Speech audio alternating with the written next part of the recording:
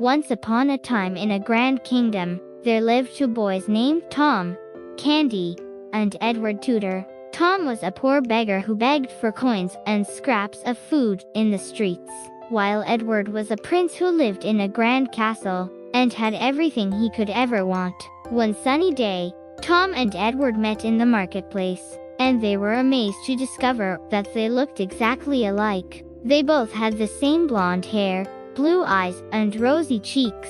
They started talking and decided to have a bit of fun by switching clothes for the day. Tom put on Edward's fine clothes, and Edward put on Tom's old, tattered clothes.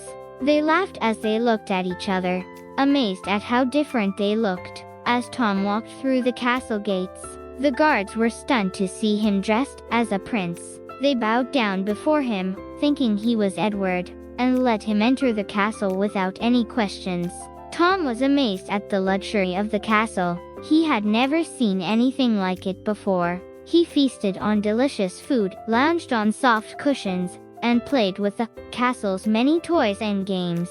Meanwhile, Edward found himself on the streets, dressed as a beggar. People ignored him or sneered at him as he begged for scraps of food. He was cold, hungry, and lonely. As the day went on, Tom began to understand how difficult it was to be a prince.